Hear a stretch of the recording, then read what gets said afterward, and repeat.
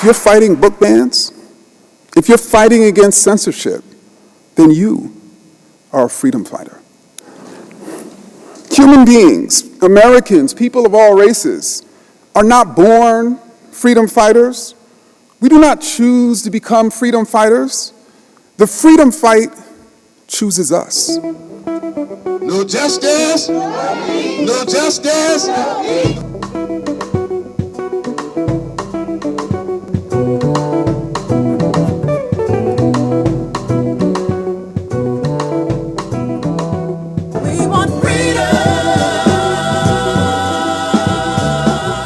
The administration and the librarians need to be held accountable for these books in our schools. I am going to go and file a criminal complaint to Beaufort County Sheriff's Office.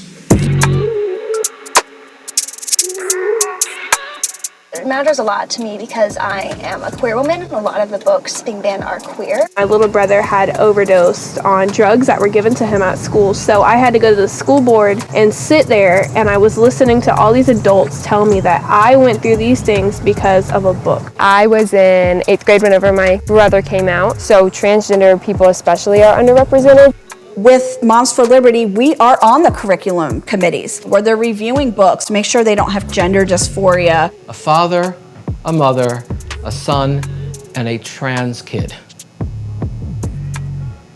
picks up this book. The father and the kid hug and cry. And the kid says, I didn't know this existed. This is a book for me. If we can make life a little bit easier for a minority of people, who would want to deprive young people of that? Surely, to me, that's cruel. Make sure they don't have critical race theory. They don't want white children to feel guilty. They don't want them uncomfortable. You think it's okay for us to hurt, but it's a problem if you do? Imagine hurting for over 400 years. You know, pornography, sexually explicit content. I don't write books that have explicit sexual content in them. I write books that talk about issues like gun control, gay rights, abortion rights, racism, things that encourage kids to think for themselves. And I would argue that that is what is most scary to these parents. But he had been enjoying anal sex. He had been enjoying, hey. Please order.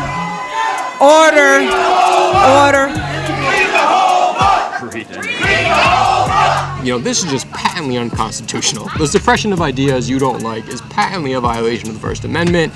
You guys have the First Amendment. This is the most amazing thing in the world. You can publish your books. Moms for Liberty would not exist if not for its ability to manufacture fear. The intention is to be chaotic, to stir controversy, to disrupt and dismantle public education. And one of the following school board meetings, our community was up in arms. They were banging on the glass windows. They were screaming in officers' faces. I started getting death threats. I woke up to find my yard vandalized. People are gonna get hurt.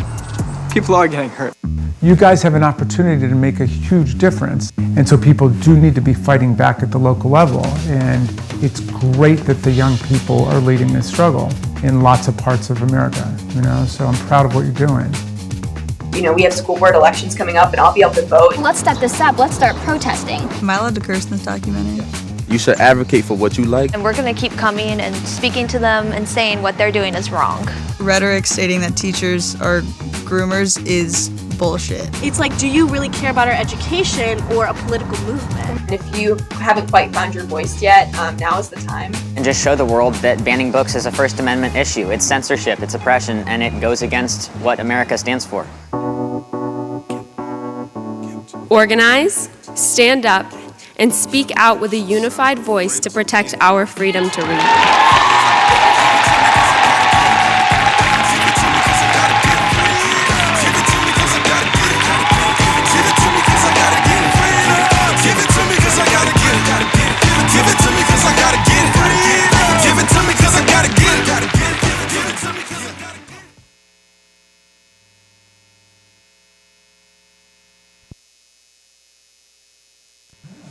Hello, friends at the Rally for the Right to Read. My name is Ailina Reaza, and I am the Executive Director of Parents Together.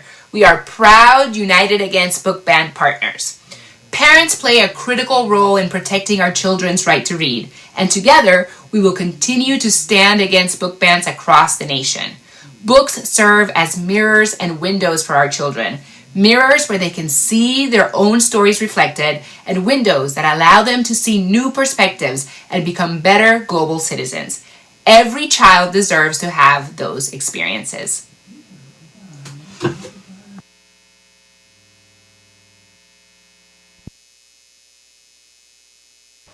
Good evening.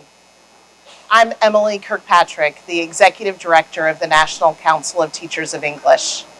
We're pleased to co-sponsor the ALA Right to Read Rally for 2024 and to be an ongoing and engaged member in the United Against Book Bans Coalition.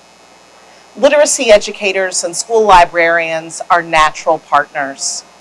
Together, we provide access to stories, opportunities for students to create their own stories, and the limitless possibilities from creativity, empathy, and understanding of our world. Thank you for being with us tonight.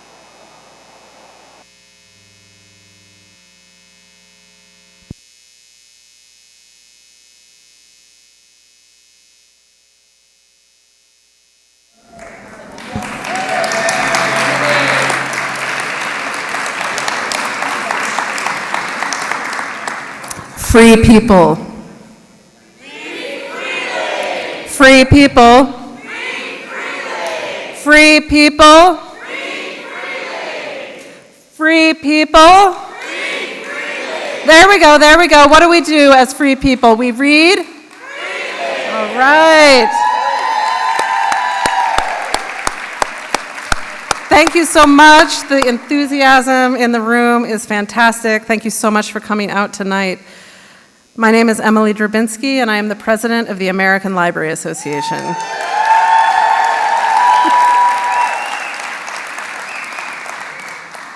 On behalf of ALA and the Unite Against Book Bans campaign, we honor, sorry, I had half of a beer.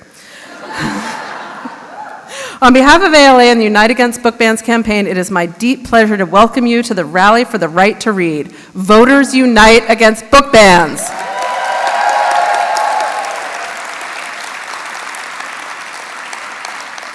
Tonight we celebrate what it means to unite against book bans. We honor the recipients of ALA's signature Intellectual Freedom Awards, presented by the Intellectual Freedom Roundtable and ALA's sister organization, the Freedom to Read Foundation. Thank you for your work.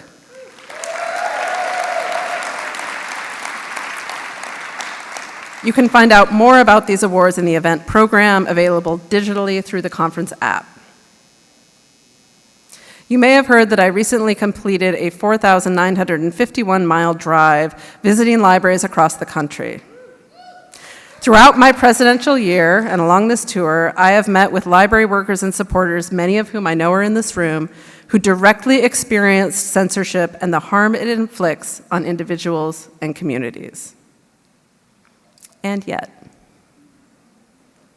what I have found is that although far too many of us have these experiences in common, one is enough, far too many of us, it is not those experiences, but in fact our stories that unite us. Tonight we affirm in no uncertain terms that we write our own stories.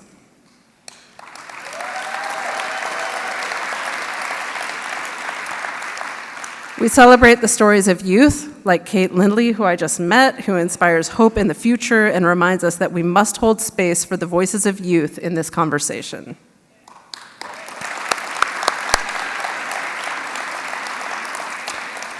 We celebrate the stories of our other honorees, of our keynote speaker, who is one of my favorites, I'm so excited, and of each one of you who are here tonight. Tonight's celebration does not mean that our fight is over. It means that we recharge, we re-energize, and we recommit to this fight.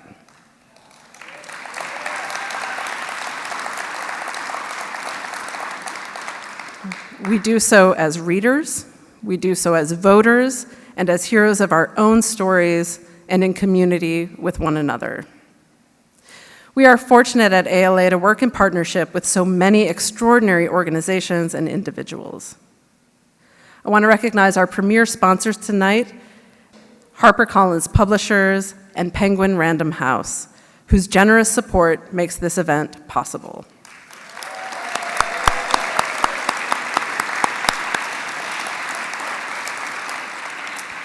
Thank you to HarperCollins for donating gift bags to tonight's event, and to Penguin Random House for donating gift bags and connecting us with keynote speaker Hanif Abdurraqib. He is here tonight to talk to us. I also want to recognize our sponsors Hoopla, Ingram Content Group, and Scholastic for their generous support. I know that many of you spoke with our event sponsors during the reception. Please continue those conversations throughout the conference weekend. We are proud that this year's rally brings together so many Unite Against Book Bans partners from across and beyond the library ecosystem. We're not alone, not at all. And I want to acknowledge those that support this event as partner sponsors. We are lucky to be joined tonight by one of those partners who will share a few words about why they have joined us to unite against book bans. I am so pleased to introduce Reverend Paul Rauschenbusch, President and CEO of the Interfaith Alliance, an organization that has spoken up bravely to protect the freedom to read. Welcome, Paul.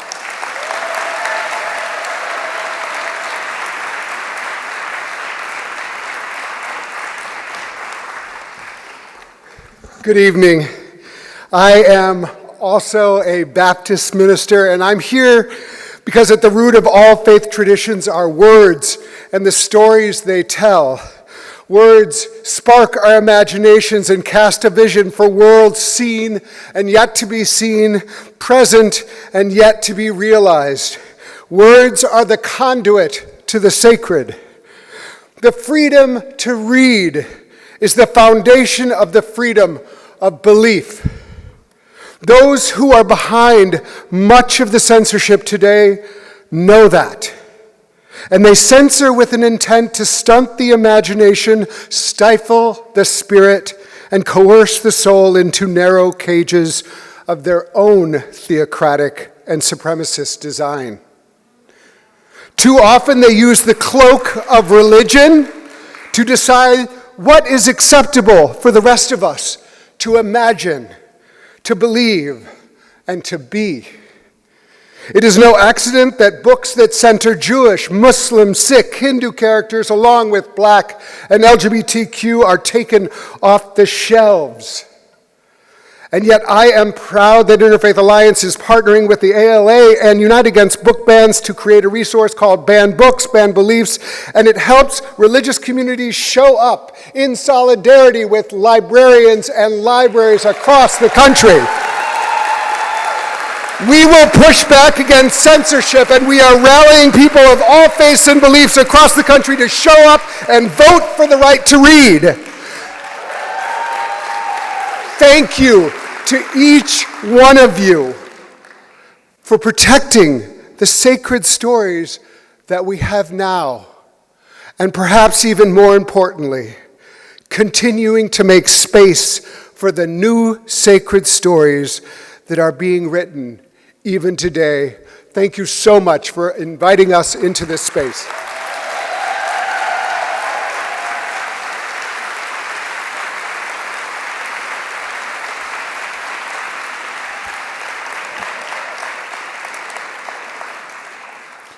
Thank you so much, Paul, for those beautiful and inspiring words and for joining us tonight. It's so good to have you in our room. Welcome to your first ALA conference. Many of us can give you tips. Check out the new members roundtable, they can help you out. Let's continue the celebration of the stories that connect us. I want to welcome my executive board colleague, good friend, Sophia Sotilio, Freedom to Read Foundation Roll of Honor Award Chair, to present this evening's first award.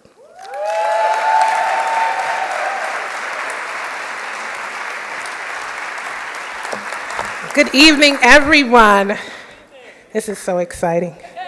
It's my second time and I'm still nervous, but here we are. The Freedom to Read Foundation established the Roll of Honor in 1987 to recognize a person or group or people who have contributed to the foundation through achieving to its principles, to have provided substantial monetary support for the work of the foundation. The 2024 honorees exemplify that on both fronts.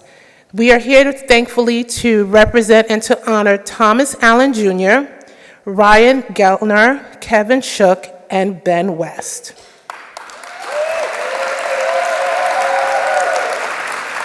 Thank you, and thanks to your colleagues at Frost Brown Todd for their support. Thomas, Ryan, Kevin, and Ben are receiving the award for their extensive pro bono contributions to FTRF's litigation efforts this year in two important cases before the United States Court of Appeals for the Fifth Circuit. Each of them has demonstrated a strong commitment to supporting the freedom to read and First Amendment rights. Please know that we appreciate each of you and the work that you've done and all the moments and times that you spent. We continue to work with you, and we look forward to fighting with you to keep the freedom to read alive.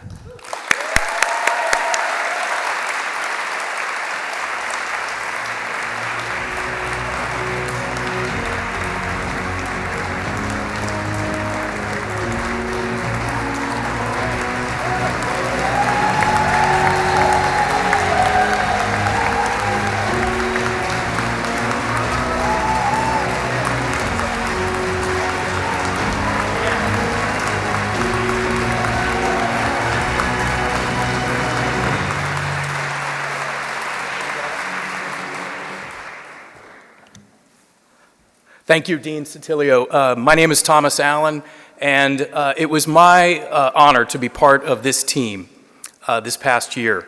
And so on behalf of Frost Brown Todd and my friends and colleagues, Ryan Geltner, Kevin Shook, and Ben West, we thank the Freedom to Read Foundation and the ALA for this wonderful honor.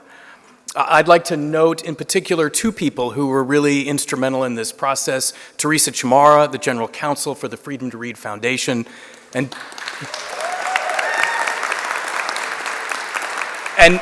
Deborah Caldwell Stone of the ALA. They are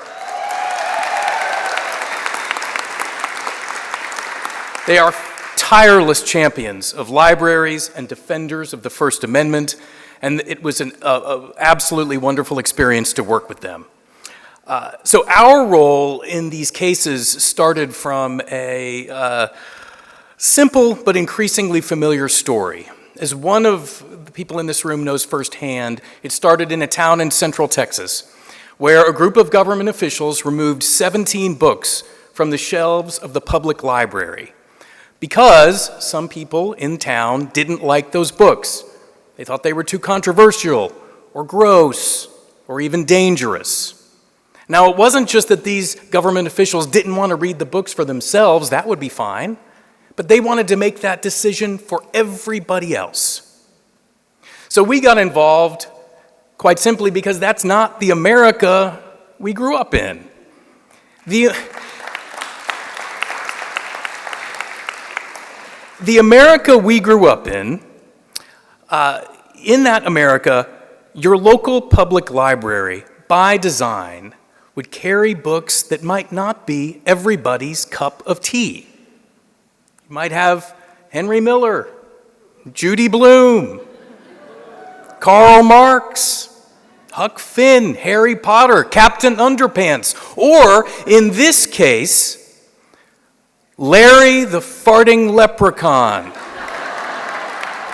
I know, for real. Now, you didn't have to read any of these books. And as a parent, you can decide what your kids read, but somebody else might want to read those. And that's okay.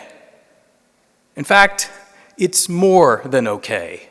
It's freedom, after all.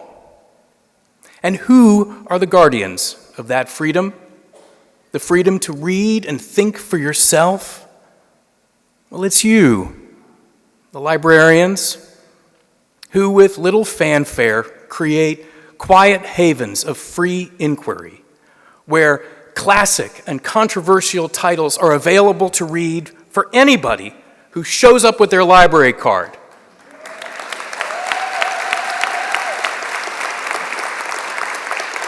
It's a powerful thing, this little card. Shout out Dallas Public Library.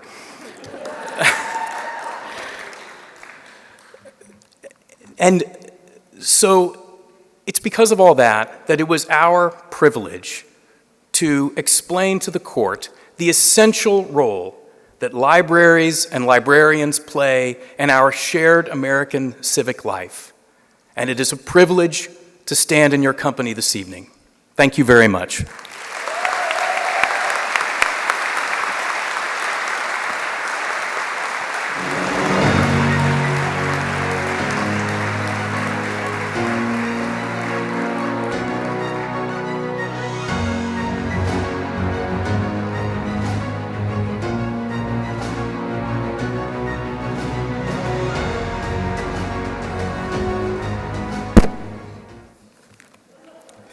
Good evening. It's awesome to be here in front of all of you, and I'm not nervous. It's my privilege tonight to give a special commendation on behalf of Freedom to Read Foundation to a special person who, in a unique situation, came to our attention this year.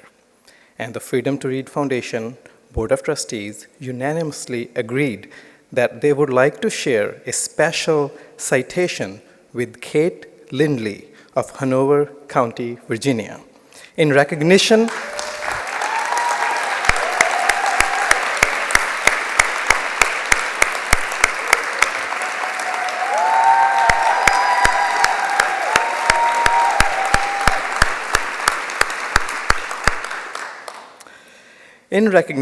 of her Girl Scout Gold Award project, Free to Read, as well as in recognition of her steadfast advocacy on behalf of the freedom to read, even as local elected officials censored any mention of her project at a ceremony intended to honor Gold Award winners in her community. Kate, we recognize your ambition to ensure that people in your community can access books that reflect their lives without having to leave their community. We also recognize your bravery in speaking the truth. We recognize your continued commitment to make sure your Free to Read project endures. We recognize your strength and determination in pursuing your mission, even as officials censored that recognition of your Gold Award project. Kate, I welcome you and thank you for your work. So come on up.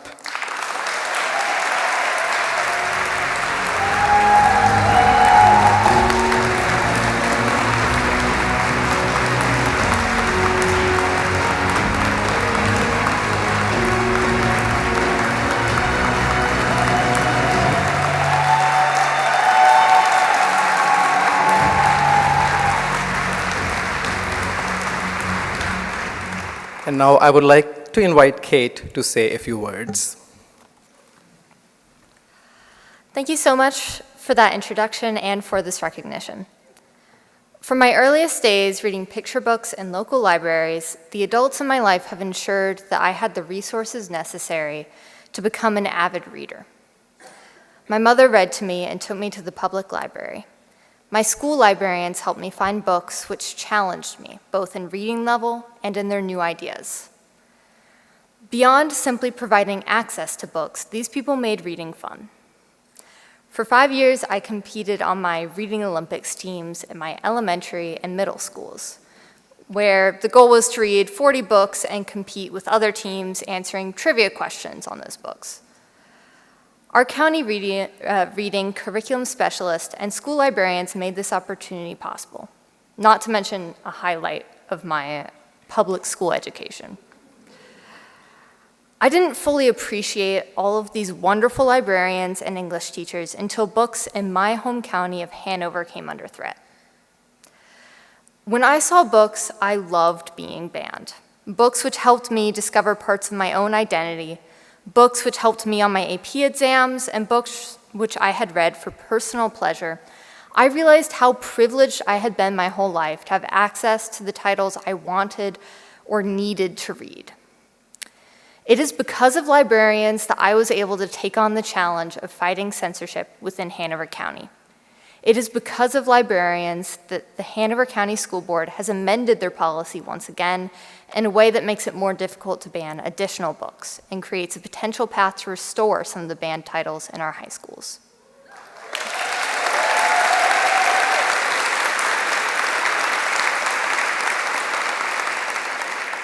Thank you all for what you do for kids across the nation. Thank you to the Freedom to Read Foundation, the ALA, and to all of the authors, educators, and librarians here today.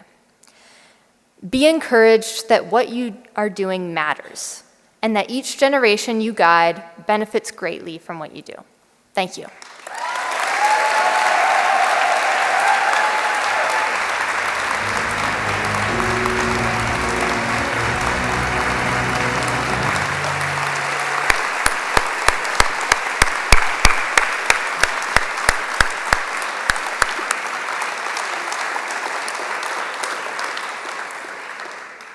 Now I would like to invite my good friend, Amanda Sand, to hand over the next award.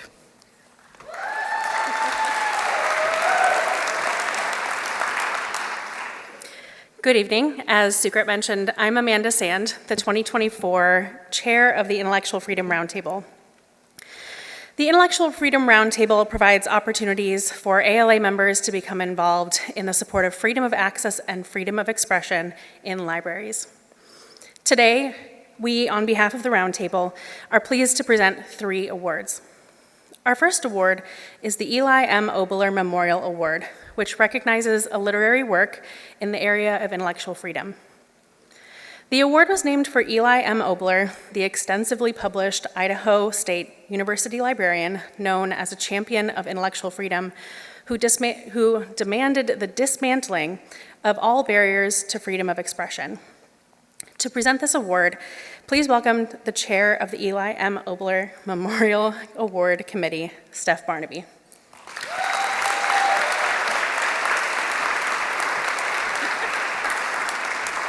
Hello. Thank you, Amanda. The 2024 Obler Award Committee considered a robust selection of 17 nominations this year. We selected the Washington Post's School Book War series, published in 2023 and written by Hannah Natanson. As the winner of this year's award, Natanson's nuanced stories, the depth of her research, and outstanding graphics contributed to the broad reach and appeal of the articles. Given the recent increases in organized challenges to materials, the reach of a piece such as Natanson's plays an important role in humanizing library workers for the general public and is why we selected their work. My thanks to Obler Committee members Layla, Marissa, Johanna, Mara, and Michael for their hard work selecting the 2024 Obler Award winner. Hannah Natanson could not join us today, but she asked me to share the following statement. Thank you for the honor of this award, and thank you to all the students, librarians, school staffers, and parents who shared their time, trust, and stories with me.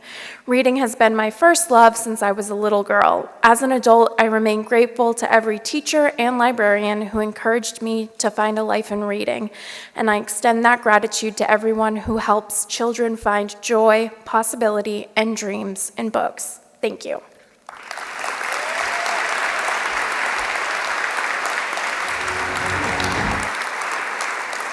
Thank you, Steph, and our congratulations to Hannah. Our second award this evening is the John Philip Imroth Memorial Award, named for the advocate and defender of First Amendment rights, John Philip Imroth. Imroth was the founder and first chair of the Intellectual Freedom Roundtable.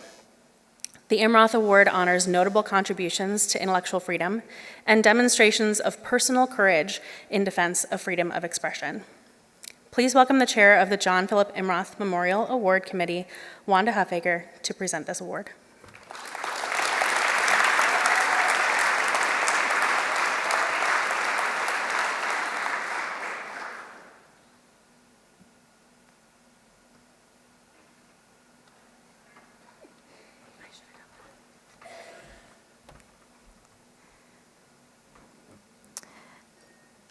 Matthew Good is the recipient of this year's John Philip Imroth Award.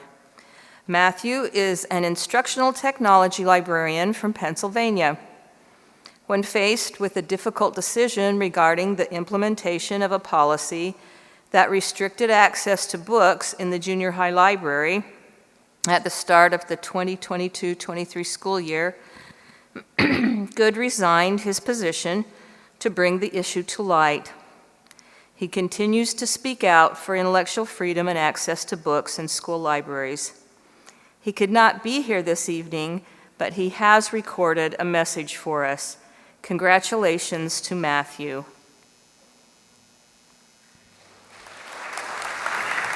Good evening. I apologize for not being able to accept this award in person this evening. I will keep my remarks brief.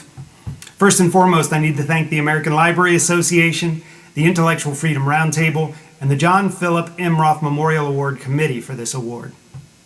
I am grateful to receive this historic honor and humbled to be in the company of past recipients such as Stephen Pico, the plaintiffs in Case v. Unified School District, Amnesty International USA, and all previous honorees.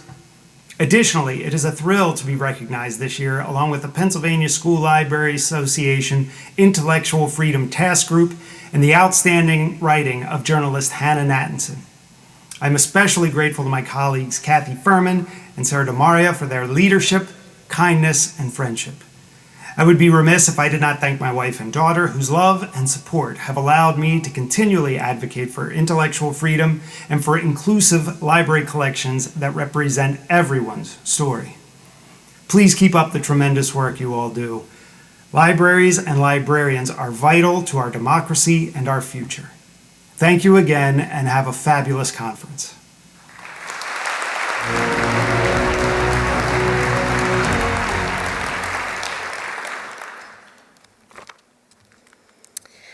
Our final award for the evening is the Gerald Hodges Intellectual Freedom Chapter Relations Award.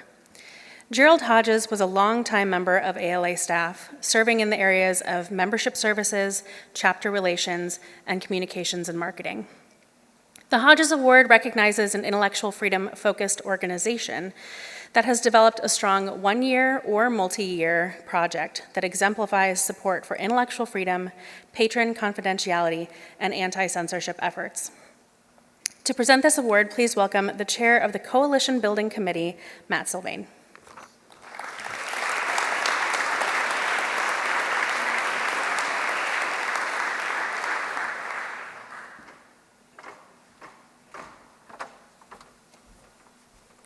Thank you, Amanda.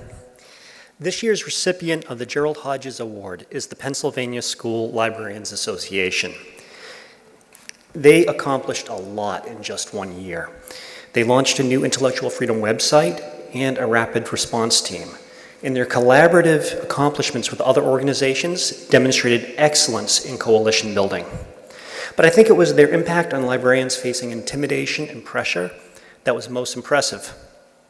One librarian wrote to us and said, "Without the Pennsylvania School Librarians Association's Intellectual Freedom Task Group, I'm not sure where I would be today.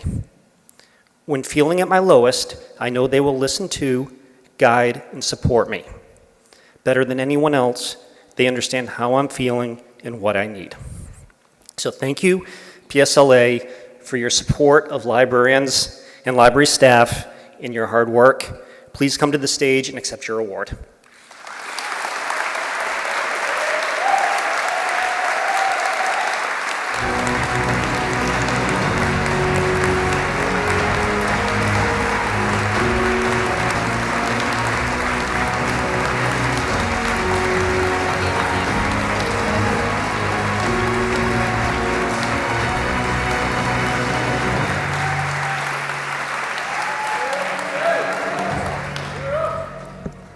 It always gets a little bit iffy when I get to the microphone because if you know me, I love a microphone. So I'm going to go off script just a little bit and then I will get back on script. But that was my friend Matthew there. And can we just give a round of applause to Pennsylvania and our friend Matthew standing up for our students' rights? This is a rally after all. Thank you. And I was so proud today. I'm a mom of 2 girls, and they're sitting here with us, and they're taking this all in, and we are doing it for them. So thank you for being here to my children, Bailey and Sophia. And also thank you to the Intellectual Freedom Roundtable for this awesome opportunity and honor. Starting in 2021, organized attacks on school libraries, censorship of books, and threats of students' intellectual freedom were rising at an alarming rate. School librarians were caught off guard by the speed at which local boards were gaining the attention of a loud few who were leveraging lived experiences and minority voices for their politics. They pushed Pennsylvanians to believe false narrative, to fear information and the access to it, and question parental rights without speaking to the professionals and certified staff who care deeply about those patrons. But Pennsylvania school librarians pushed back.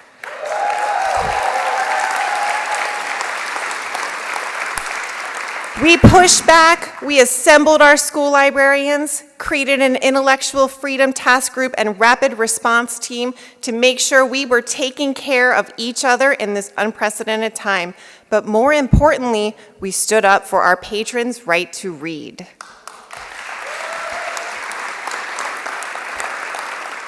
Thanks to our original chairperson, Beth Shenefield, and myself and current co-chair, Amanda Deck, we were able to model our rapid response team from NJASL, thank you. Thank you to the Office of Intellectual Freedom and Unite Against Book Bans. All of you, so many of you, were there for us supporting PSLA, school librarians, and our community members with many emails, phone calls, last-minute Zoom meetings, helping our rapid response team advise and guide our allies and school librarians. We can't do this work without you at all. Thank you, OIF and Unite Against Book Bans.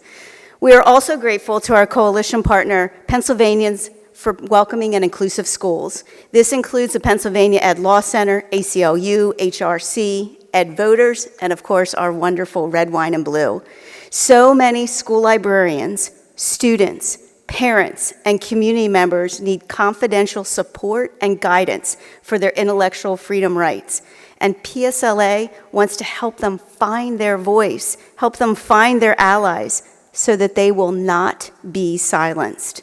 Our Intellectual Freedom Task Group was able to connect with our partners to gather those allies in the fight at the local school district level, 500 school districts in Pennsylvania, because that is where intellectual freedom fight is for most school libraries, at the local school district level. Unfortunately, many of our school librarians have been silenced through scare tactics, hidden administrative regulations, social media attacks, and direct demands by their administration to censor and ban the very stories and books that we, as professional certified school librarians, know will make the difference in the lives of our K-12 students. Our task group watches endless hours of virtual school board meetings. We scroll through local media, social media, and we meet with our PA coalition partners multiple times a month. PSLA has and continues to activate our allies, students, parents, and community members to stand up and speak out for the rights of our students. Intellectual freedom will not be silenced.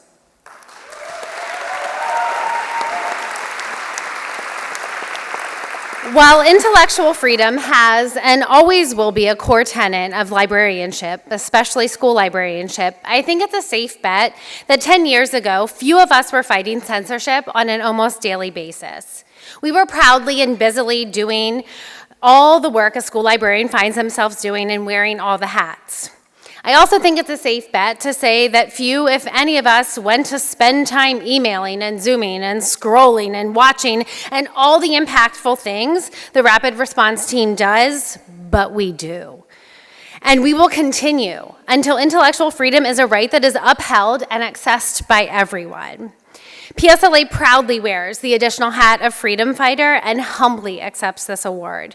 We hope we can help model important work that is critical for students across the country and beyond. Thank you.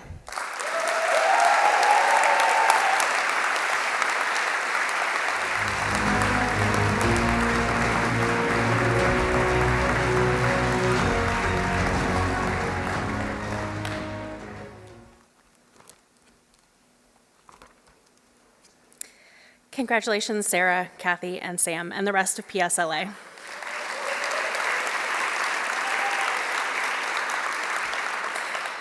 Once again, thank you to all of our winners for their notable contributions to intellectual freedom. I would now like to welcome Intellectual Freedom Committee Chair Leslie Diana Jones to introduce tonight's keynote speaker.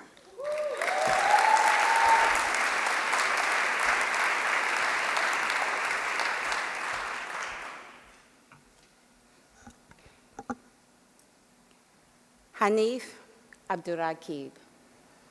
When I say that name, I know that many of you know his words. So I'm going to start this introduction with his words. Fight and make love. Even if the fight hasn't ended, even if the fight is right outside your window, clashing with the shadows, even if the fight is loud and hungry and reckless in its swallowing. Being a librarian in this current moment of time, we can relate to the words Hanif wrote at another critical moment in time. And he wrote those words about the need and relevance of Marvin Gaye's protest album, What's Going On? We are library workers doing what we do best, and we do it feeling the tension between fighting and loving.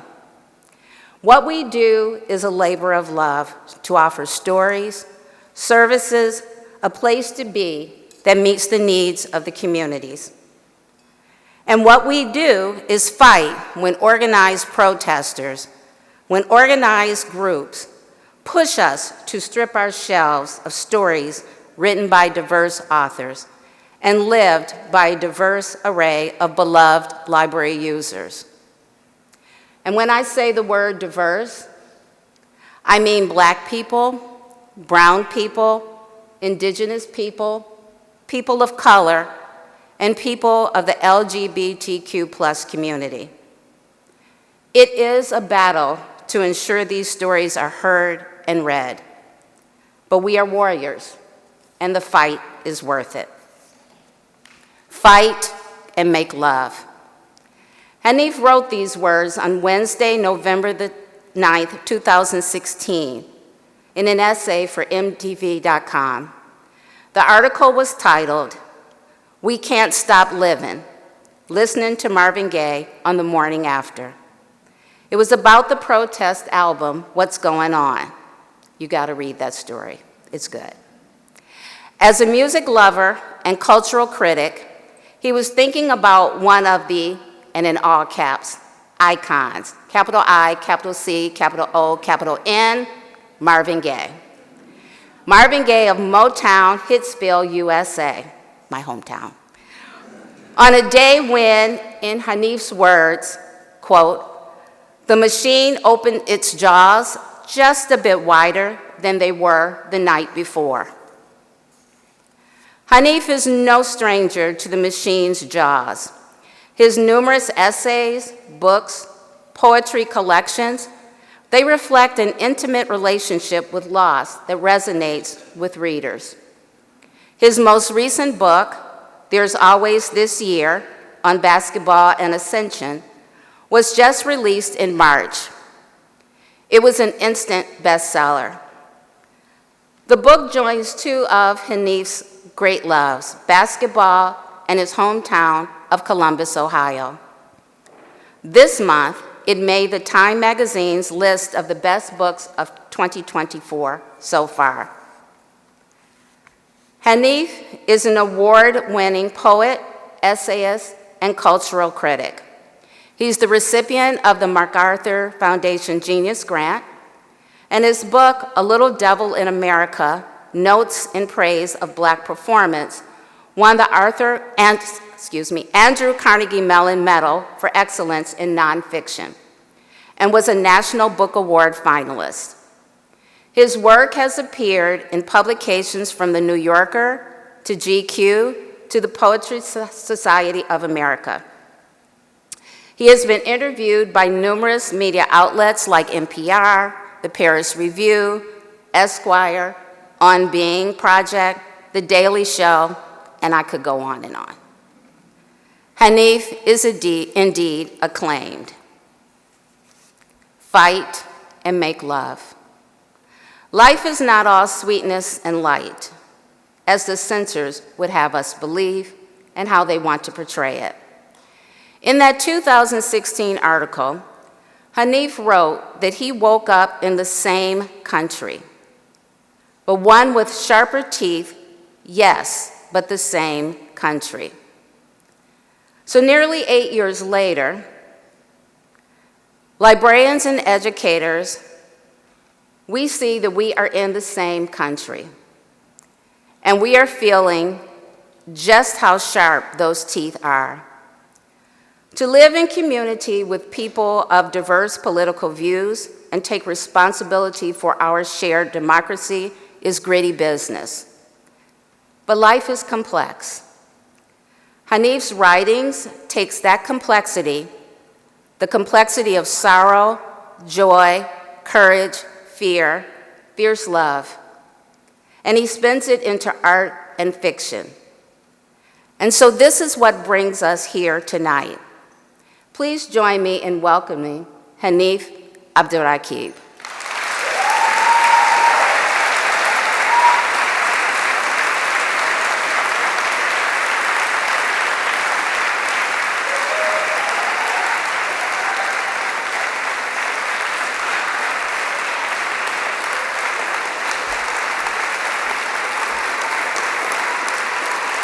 Hi, everyone.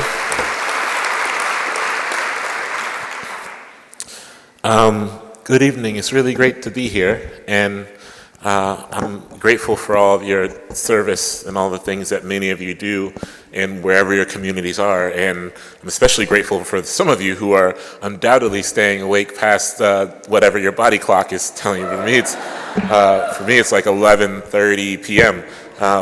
So there's real cause cause for gratitude here, and hopefully this opportunity that y'all have to be in community among each other is also an exchange of information and an exchange of ways that we can learn collectively how to fight for the communities we're in, because these are cross-generational fights, cross-community fights, and we have real opportunities to learn from each other and care for each other. I am going to start out by talking about the TV show Quantum Leap, which when I was growing, I just actually learned today that they have remade the show. I haven't watched the remake. There are ways that the 80s are back that I'm not necessarily interested in trafficking in myself. But when I was a kid, reruns of Quantum Leap would show on we didn't have cable when I was a kid, right? So reruns of Quantum Leap would show late at night, and I would fake like I was sleeping until my parents went to sleep. And I would crawl out of bed and find my older siblings who would let me watch episodes of Quantum Leap with them. For those who don't know, the idea of Quantum Leap was the idea that a guy was leaping from historical time to historical time beyond his control, and when he landed in whatever historical time he was in, he had to solve a problem. But I loved this as a storytelling device, this idea that you were at the mercy of someone else kind of crafting a narrative for you, that you had to enter and then be someone who was not yourself. This was something that stretched my imagination as a young child. It made me feel like maybe this is what storytelling is. You end up somewhere and you have to find your way to an elsewhere, but you are doing it as a version of yourself that's different than the version of yourself that you actually see in the mirror, because the whole thing in Quantum Leap was Sam, the central character, would go to a mirror and then realize he was someone not himself. And as disorienting as it was, it felt like magic to me. That's one container of my childhood ambition as a storyteller before I even knew I would be a storyteller. Here's the other one, perhaps more important, less focused on me sneaking out of my bed to watch TV at night. When I was about 8 years old, a library was built in my neighborhood. We didn't have one before. I came up on the east side of Columbus, Ohio, which is a neighborhood that is, at the time, and I think still now in some ways, traditionally neglected by the powers that be, a city who does not deem it as a place that is where anything grows, right? And when a city says nothing grows here, then nothing is built there that might foster an ability for anything to grow. But when I was 8, we got a library, and people fought for that library to be built. Parents fought for it to be built. Teachers fought for it to be built, and it was built. The Livingston branch of the Columbus Metropolitan Library. And what I most loved about the Livingston branch of the Columbus Metropolitan Library, I grew up poor, but reading was really important. And I did not understand that there could be a world where you just had access to books. We had books in my house, but they were all kind of the same books. And by the time I was maybe around 10, I'd read all of them, you know? Even when I was earlier I was talking about how I read Women of Brewster Place when I was 10 years old, which is bananas to think about. And I'll get to that later. But I had not experienced a world where I could have access to all of these books that I never thought I would have access to. And what I most liked about the Livingston branch of the Columbus Metropolitan Library was that the reading pods looked like little spaceships. They were white and kind of angular and low to the ground, and they had these blue lights that surrounded them. And if you were sitting in them, especially if you were a small child as I was, it looked like you were almost disappearing into another world. No one could know that you were in it until they walked around and saw you in it. And so there is where I found one of my favorite passages in the history of language, and I'm going to read the full thing because, initially I was like, I can't read this full thing. It's like 4 minutes long.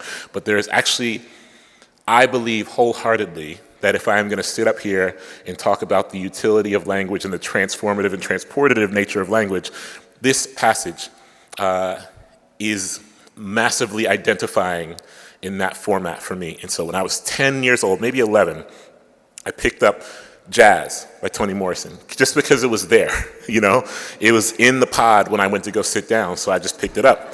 And in the history of language, I've never been more captivated than the narrator in Jazz describing the city, standing on the corner and saying, I am crazy about this city.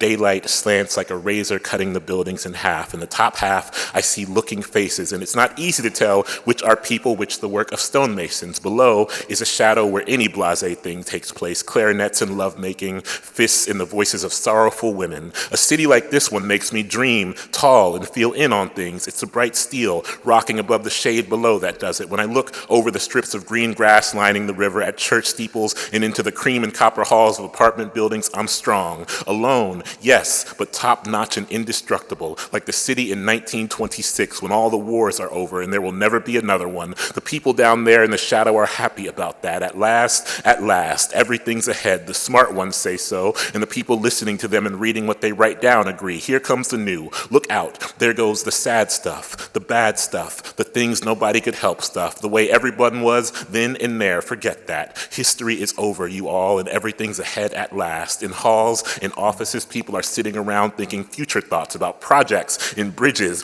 and fast-clicking trains underneath. The AMP hires a colored clerk. Big-legged women with pink kitty tongues roll money into green tubes for later on. Then they laugh and put their arms around each other. Regular people corner thieves in alleys for quick retribution. And if he is stupid and has robbed wrong, thieves corner him too. Hoodlums hand out goodies, do their best to stay interesting, and since they are being watched for excitement, they pay attention to their clothes and the carving out of insults. No one wants to be an emergency at Harlem Hospital, but if the Negro surgeon is visiting, pride cuts down the pain. And although the hair of the first class of colored nurses was declared unseemly for the official Bellevue nurses cap, there are 35 of them now, all dedicated and superb in their profession. Nobody says it's pretty here. Nobody says it's easy here, but what it is decisive. And if you pay attention to the street plans all laid out, the city cannot hurt you. That's Toni Morrison.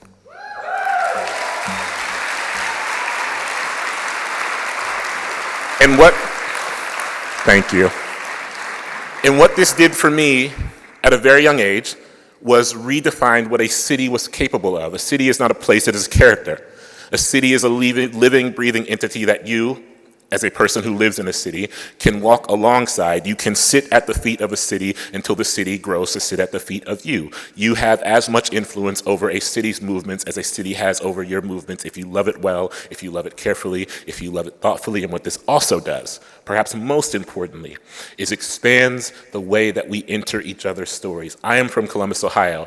I am from a place that most people I meet have never been to, right? Or they've maybe heard things about that are sometimes accurate and sometimes not, as all of our places are sometimes. And one thing that is vital to my creative practice is writing about my home as though it could be your home. Writing about the place I love as if it is a place you love already. writing about a corner, or the thing about it is I'm against explanation because of what Toni Morrison taught me in that one single passage. I don't really know. When I remember being a child and saying, I don't actually know where this city is that's being described to me, but I know where this city is. I stand on the corner of my city and look up and have similar feelings.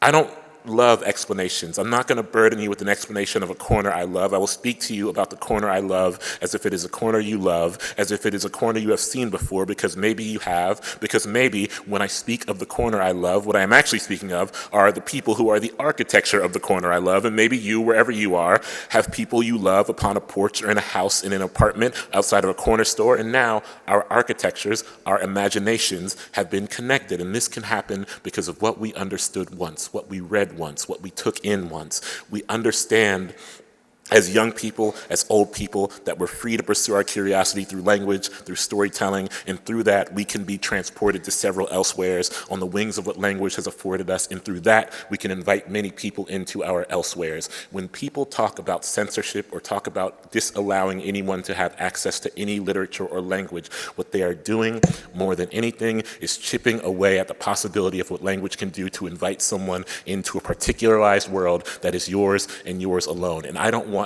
to have access to a world that is dimmed in that way. I want to know whatever story is your story. I want to know the place you love. I want to know how you articulate the places you love. And there's a lot of things about censorship that I think have been discussed and will be discussed, but the thing that concerns me most mightily is that there are kids who are at the margins already. And I'm talking about banning just from the standpoint of young people, though I will stress that it also has massive impacts on you all. Not just adults in the world, but adults who are workers in service of books, librarians and teachers and parents, and just straight up people who are fucking curious. You know what I mean?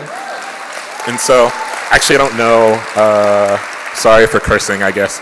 I don't know if I'm supposed to or not. It has an impact on all of our collective curiosities. But to focus this for a second on young people, because this is a concern of mine as someone who works alongside young people, who writes alongside young people, who lives in a community where I care about young people who are already at margins. Yes, young people in neglected neighborhoods, queer young folks who are not just asking to see themselves in the literature they're consuming, they're also asking to have the language, to have a blueprint for which they can build a world that they can once, now, and future invite someone into. And if we diminish that, if that is diminished, or more importantly, if shame is attached to that, which is also what happens when you say you cannot have something, or when the language of censorship is pressed into someone and they are told, not only you cannot have this, it is wrong for you to have this. Shame grows, and through that, stories are cut off before they even begin.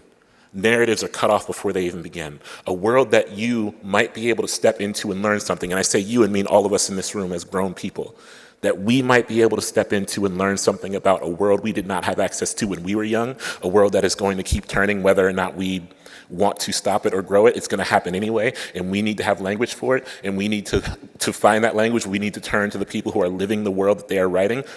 We will lose access. So this is hurting all of us. It's hurting everyone in this room as it is hurting the young person in any state that is being refused something. And I really want to stress that.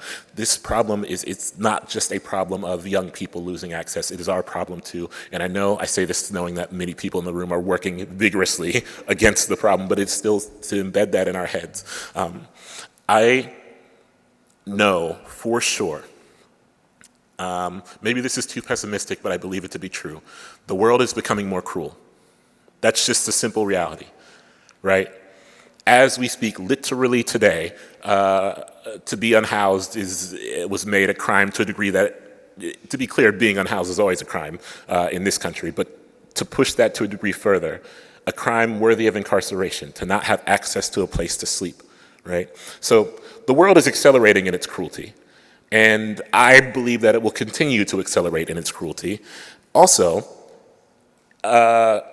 the nature of the world accelerating in its cruelty quite simply means it will be less survivable for not just people at its margins, but again, for all of us. If the world is less survivable for the most vulnerable, it is only a matter of time before it becomes less survivable to everyone else.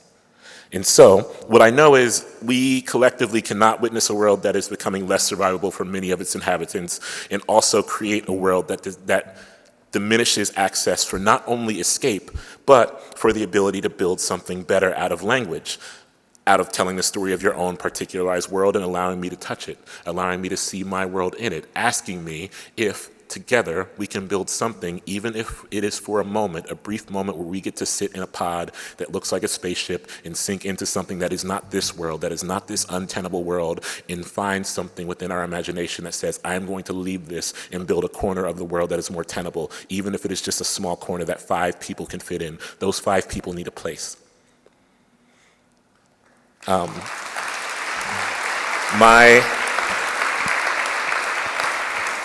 Those 5 people need a place, and if enough of us say, I'm going to build something for 5 people, then 5 people become 10, and then they become 15. I'm not very good at math, but eventually I think you would have some multiplier of 5 that would be larger than 5. My mother wrote, but she didn't write professionally, is whatever that means. You know, she worked 2 jobs, and then she would come home and write on her typewriter some nights. You know, she would work on a novel, and she had, as I mentioned earlier, she had novels in the house, just novels by Black women. That was her genre. You know, my mother's genre was just like novels by Black women. And so, the occasional, there's like a little bit, maybe like Giovanni's Rooms, but largely, I remember, because reading was so important to my parents, and because we didn't have access for a long time to this endless stream of books that would later come to me when the library was built, my mother would just put books in my hands and tell me to read them, and then say, if you have questions, just come find me. And we would talk through things. We talked through Women at Brewster Place. We talked through one of my favorite books as a child, which is still my favorite book now, is B.B. Moore Campbell's Your Blues Ain't Like Mine, which taught me how to write in a way that I did not know it was doing, because I read it when I was like 9 years old, right? But I loved having someone in my house that said, you deserve access to what we have. It isn't much, and these books are maybe outside of the range of books that a child your age should be reading, but you deserve access to them. You deserve to see the world within them, and then we'll make sense of it together. And I'm not putting that, I know there are parents in this room. Everyone parents differently. I think parenting now is certainly more treacherous in some ways than it was in like 1994 or whatever, when the internet was like one website. But what that did for me, it gave me this relentless permission. It said that nothing was outside of my grasp if I didn't want it to be. It said that someone was going to be walking alongside me, making sense of the things that otherwise would not make sense. And yes, it is wonderful when that person just happens to be your mother, but also when I would go to the library when I was a young kid, and I would sit in those little spaceship pods, and I would read book after book after book. The librarians in that space would just clock the things I was reading, and they would come to me sometimes when I was wandering and say, hey, I think you might like this thing I read. I think you might like this thing that just came in. I think you might like this thing I picked up. And that too is telling a young person, there's nothing outside of your grasp. If you have questions, come and find me, but there's nothing you don't deserve to witness and understand. And through your understanding, even if it's a hard understanding, even if it's a stumbling through an understanding, you will undoubtedly get to live a life where you will make sense of a world that is more often than not difficult to make sense of and difficult to live in if you do not have an imagination that can give you an exit strategy and take you to an elsewhere, even if for a moment with you and your 5 people who will become 10 people who will become larger multipliers of 5. I think I'm looking at the clock here and realizing that I am up against time as it goes by so quickly. To circle back to Quantum Leap, there's a major flaw in that series that I didn't appreciate until I was an adult. Outside of all the like faulty science, I guess. But very literally, what troubles me about it now is that Sam, leaping from year to year, from time to time, from event to event, is not at the mercy of his own narrative making.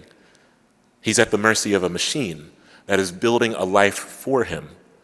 He's at the mercy of a sometimes punishing ecosystem that says you have to survive by looking in a mirror and seeing someone who is not yourself day after day, and you have to do this for as long as we decide you do it. If we're lucky, if we say there's a deep necessity to fight against censorship and take that to heart and are innovative with our approaches to it, and we get books in the hands of people who want them, and we sit with people who are grappling with large questions after they've read what they've read, or if we offer ourselves as resources, or if we build resources, or, what we are also saying is, you do not, young reader, old reader, any reader, have to be at the mercy of some other machinery that is not your own. You do not have to live a life where your concerns, your place, your actual story is told by someone who does not have your best interest in mind. Because if that happens repeatedly to the same people over and over and over again, you will find yourself looking in a mirror and not recognizing who you are. And if you look in a mirror long enough and do not recognize who you are, then you are stripped of the kind of autonomy that allows you to tell your story to anyone else who might want to hear it. And I hope that we all continue to be eager and curious and hungry and want to not just tell stories, but hear the stories of those who are constantly under siege and being told that they do not deserve to move through a world that is built for them to survive in. Thank you all very much.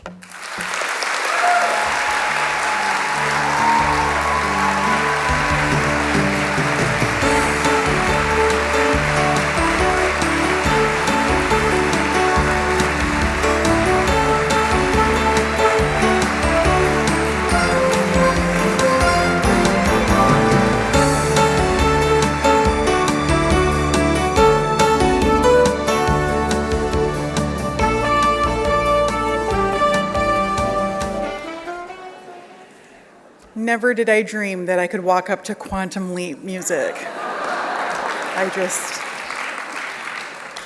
Good evening, everyone. My name is Cindy Hull, ALA President-elect.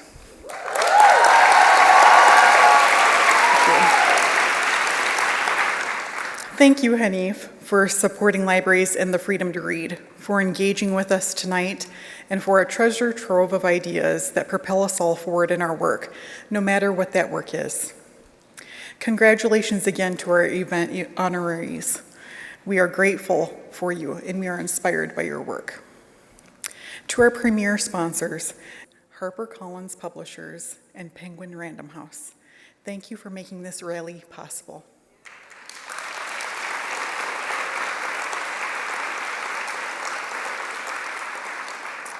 I'd also like to recognize ALA staff for their tireless work to protect the freedom to read, and especially Deborah Caldwell-Stone.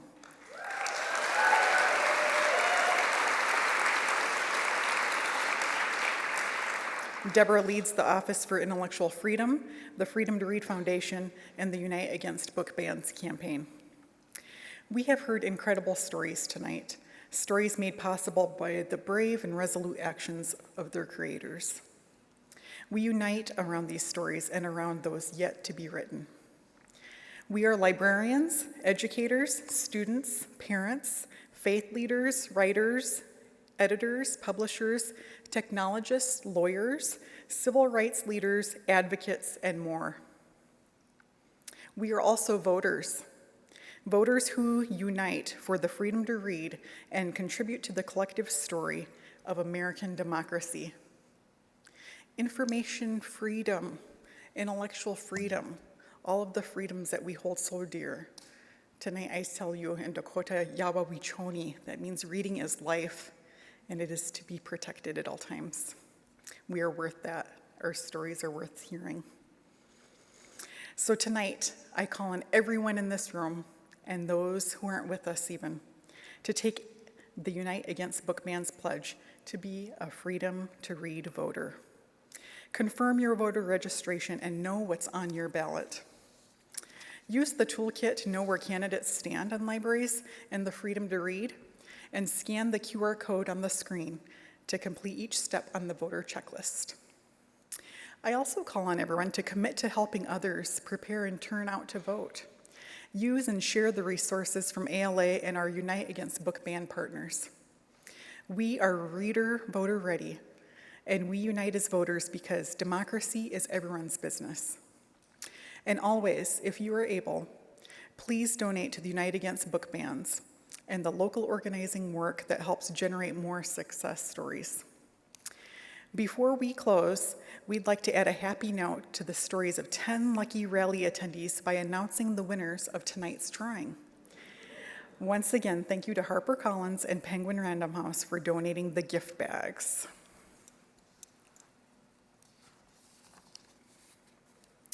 And the gift bag winners are...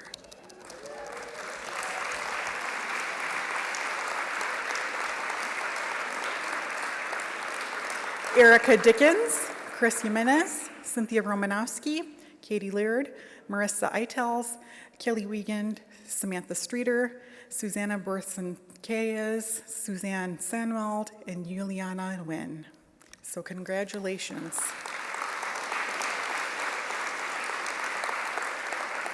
You can claim your prizes at the back of the table, and let's keep this celebration going throughout this conference. Let's recharge and recommit, because then we've got work to do. So thank you all, and have a good night.